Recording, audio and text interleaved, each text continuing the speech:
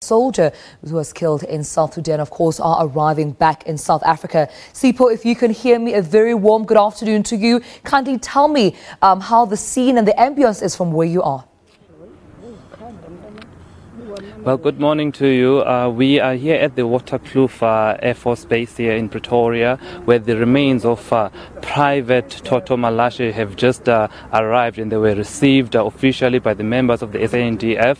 Some of the family members are also here. It was quite, a sad scene because some of them were still in shock. They still haven't accepted what has happened. And as we understand that the Private Malashe was killed late last month in Sudan as part of an AU mission there, and several soldiers were injured, and as we understand, they are recovering at one military hospital. But with me here is the Minister of Defense, Mapisa-Nqakula, who's just going to tell us briefly what the mission was about. Minister, thank you for your time, and if you can just, firstly, we've just received the remains of Private Malashe. Can you just talk to us about that? And you were with the family here.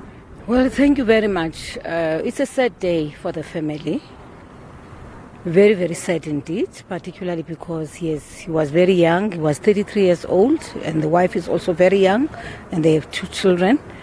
And on behalf of government, I would like to pass our condolences to them. But also to say that, painful as it is, but it is a proud moment for us, for the members of the South African National Defence Force, because this man was not a coward. Yes, he may have been killed, but he was killed in battle. This is what he committed himself to do when he joined the South African National Defence Force. When you join, you know that there are 2 things. It is in defense of your country, but also you may be called upon on other missions.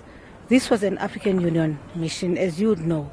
We have been in Darfur for some years now, and Private was also deployed there. And of course, he's done well. I think for me, to die in battle is better than for you to die sitting and idling in a ship-in. Right, and Minister, I think it's something that we should be proud of. And just if you can give us an indication, Minister, how big this mission was, how many soldiers did South Africa have there, and if you have the numbers with you, the ones that are injured, if you can tell us what's their status. I wouldn't be able to give you the total number. It's an operational matter of people who are deployed there.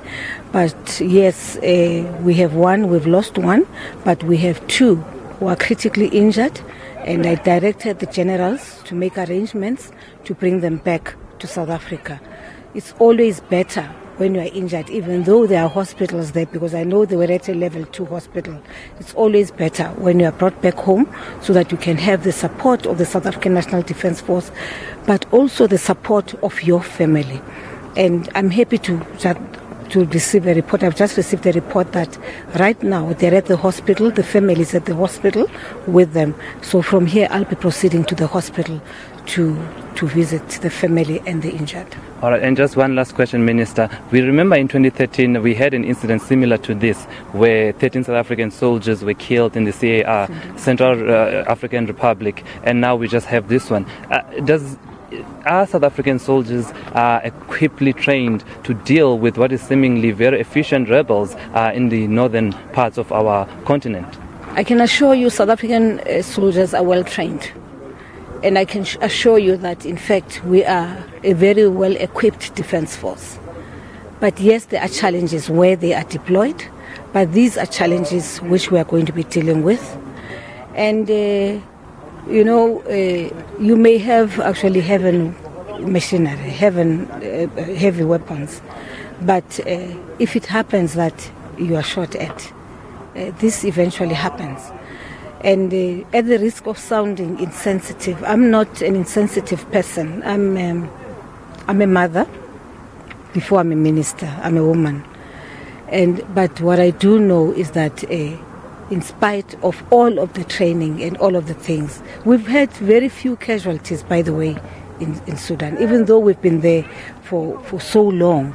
But we have very, very, very small numbers compared to what you would have expected would have happened by now.